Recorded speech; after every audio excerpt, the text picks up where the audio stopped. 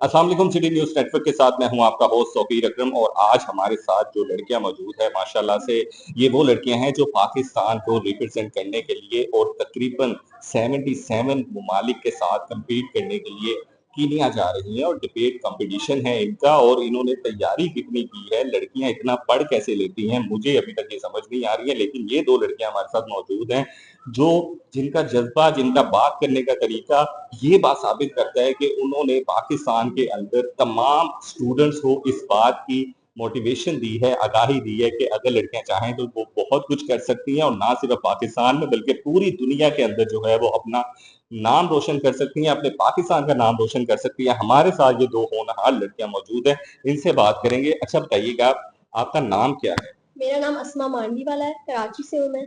अच्छा, असमा कराची से हैं आप। वो लड़कियों के लिए बहुत ज़्यादा टफ़ होता है, दूसरे ममालिक में जाना, वहाँ पे जाके कॉम्पिटिशन और फिर इस तरह से तैयारी करना। कैसा जज़्बा है आपका? क्या खाती रहती थी आप? जज्बा तो बहुत है, वही खाती हूँ जो सब मर्द खाते हैं। मैं कहना चाहूंगी कि ऐसा कुछ नहीं है जो लड़कियां नहीं कर सकती। मुझे लगता है कि जो मतलब लोग कहते हैं कि ये लड़कियां नहीं कर सकती या लड़कियों के लिए ज्यादा मुश्किल है, ये सुन सुनकर ही लड़कियां घर में बैठी रहती हैं या वो डीमोटिवेट हो जाती हैं, वो कोशिश नहीं करती। हमें उनसे ये कहना चाहिए कि वो हर चीज कर सकती हैं, तो वो कोशिश करेंगी और कोशिश करेंगी तो क्यों नहीं कामयाब होंगी।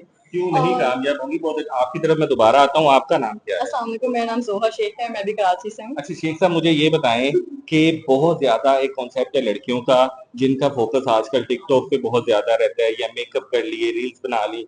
आपने जो फ़ील्ड चूज़ की है, ये फ़ील्ड यकीनन बहुत ज़्यादा टफ़ भी होगी और इसमें बहुत कुछ याद करना पड़ता होगा।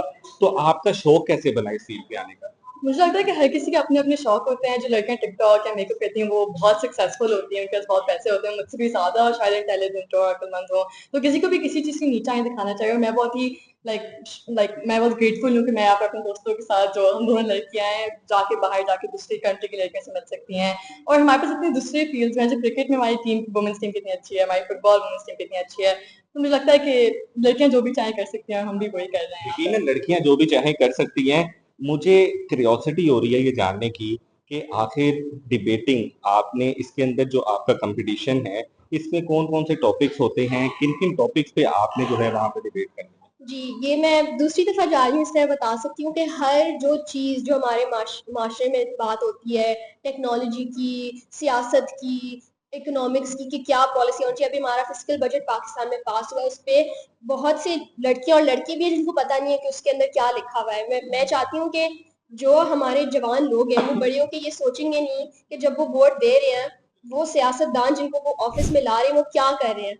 ये बात सिर्फ आप जान के ही जान सकते हो और ये जाननी चाहिए। और ये सब बातों के ऊपर ही डिबेट होता है। डिबेट होता है कि क्या हमें क्या चीज़ करनी चाहिए ताकि हमारा माशरा और बेहतर हो सके, लोगों के हक हम पूरे कर सकें। हम जो हमारी गर्मियाँ हो रही है, क्लाइमेट चेंज हो रही है, इसके बारे में हम जान सकें, हम इसके बारे में बात कर सकें।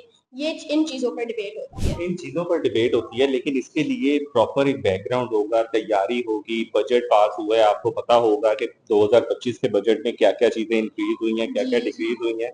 तो इसकी कैलकुलेशन आप कैसे करती हैं? कैसे आप जो बुक्स हैं, जो सारी रिसर्च है वो कैसे करती हैं? जी, रिसर्च करना इतना मुश्किल नहीं है जितना लगता है। ज़रूरी नहीं है कि आपको सबसे अच्छी अंग्रेज़ी आनी है, आपको पढ़ना लिखना आती है, कि कोई ज़रूरत नहीं है। आप यूट्यूब खोलें, आप सर्च करें कि दुनिया में क्या हो रहा है।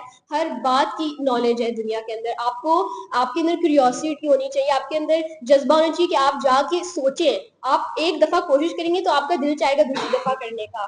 और मैं ये सोचूँगी कि इसमें कोई मुश्किल बात नहीं है, इसमें कोई मुश्किल कैलकुलेशन नहीं होती। बुक्स पढ़ना, ये सब चीज़ें करना हमें बचपन से हर बच्चे को सिखाना चाहिए, लड़कियों को और लड़कों को, ताकि वो बड़े होके उनके लिए बस ये नॉर्म चीज हो कि मैं मुझे पढ़ना है, मुझे देखना है कि क्या हो रहा है दुनिया में, मेरे घर से बाहर क्या चीजें हो रही हैं। घर से बाहर क्या चीज़ें हो रही हैं, बहुत अच्छा आपने जवाब दिया। आप मुझे ये बताएँ कि इंटरेस्ट डेवलप करने का तरीका क्या है? लड़कियों को डिबेट की तरफ लाने का क्योंकि मुझे ऐसा लगता है कि बहुत सारी मेजॉरिटी ऐसी है जिसको ये नहीं पता कि डिबेट होती क्या है। जब आप यूनिवर्सिटी में होते हो, तो वहाँ पे आप सिर्फ़ एक जो उनका क्लब होता है, वहाँ पर आप डिबेट कर लेते हो, उसके बाद बाहर आके खत्म हो जाते हैं। क्यों इसकी अवेयरनेस आजकल की जनरेशन में नहीं है? आई थिंक कि अवेयरनेस इसलिए नहीं क्योंकि ऑब्वियसली हमारी सोसाइटी थोड़ी कंजर्वेटिव है, नहीं चाहती कि लड़कियां बाहर जाएं, लेकिन जैसे हम यहाँ पर हैं, ये ज़्यादा अवेयरनेस स्प्रेड करती है इंटरनेट पे, लोगों को पता होता है कि लड़कियां कर रही हैं बड़ी चीज़ें बाहर जाके अपने घरों से, और बाद से उनको एक शौक मिलता है कि वो जाके और जाके सीखें डिबेट्स के बारे में और दूसरी चीज़ों के बारे में। और मुझे लगता है कि अगर हमारा ये जानना दूसरी लड़कियों को इंस्पायर करेगा कि वो लोग भी बाहर जाके डिबेट्स करें, दुनिया के बारे में सीखें, और स्पेशली इंटरनेट के दौर में तो काफ़ी आसान है कि आप सोशल मीडिया में भी जाओगे, टिकटॉक पे भी जाओ, तो आपको कुछ मिल जाएगा इस दुनिया के बारे में। और क्योंकि हम ही वही यूथ है जो अभी वोट करेंगे, सब 18 साल के हो रहे हैं, तो आई थिंक बहुत जरूरी है कि लड़कियां और लड़के सब सीखें दुनिया के बारे में। बिल्कुल, बहुत सीखें। अब आप दोनों के लिए अस्मा और ज़ोया एक-एक सवाल है। आप लोगों ने हमारी आने वाली जो जनरेशन है बहुत बड़ी है और बहुत सारे लोग मिलियंस में आपको देखने वाले हैं। आप उनको क्या मैसेज देना चाहेंगी एज़ अ स्टूडेंट और एज़ अ गर्ल? मैं ये मैसेज दूंगी कि जिस चीज का शौक है आपको उसको परस्यू करें। कोई आपसे कहे कि आप ये नहीं कर सकती या नहीं करना चाहिए, आपको परमिशन ना दे, आप उनसे लड़ें, आप कोशिश करें कि आप जिस भी तरह जो आपका शौक है, जिस जो चीज में आपका इंटरेस्ट है, चाहे वो टिकटॉक हो, मेकअप हो, पढ़ाई हो, इकोनॉमिक्स हो, सियासत हो, उसमें आपको जाना ही चाहिए, क्योंकि औरतें हमारी दुनिया की आधी इंसान औरतें होती हैं, उनको भी वही सब चीजें करनी चाहिए जो मर्द को करनी चाहिए, और इसमें हमें उनको सपोर्ट करना चाहिए ताकि वो सब एक ही पॉइंट पर पहुंच सके एक साथ। तो आप क्या पैगाम देंगी? मेरे दोस्त ने बहुत सब कुछ अच्छे तरीके से बोल दिया, लेकिन मैं भी ये कहना चाहूंगी कि आप उसी चीज में सबसे बेस्ट होते हो जिसमें आपको मजा आता है करते हुए, कि सबसे ज्यादा शौक होता है।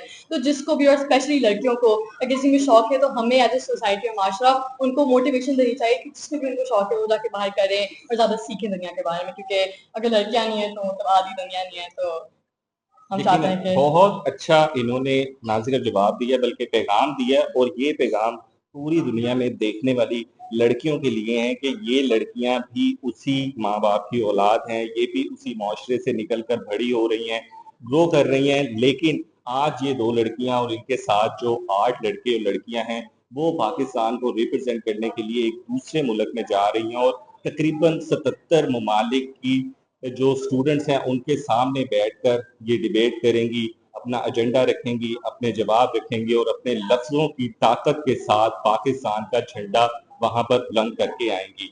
मेरी इनके साथ नेक ख्वाहिशात हैं, मैं चाहता हूँ आप भी सब इनको नेक ख्वाहिशात दें और इनको खैर से रुखसत करें और खैर से ये पाकिस्तान का झंडा वहाँ पर लहराते हुए वापस आएँ। अपने होस्ट, अपने दोस्त तौकीर रकीम को इजाज़त दीजिए। अल्लाह हाफ़िज़।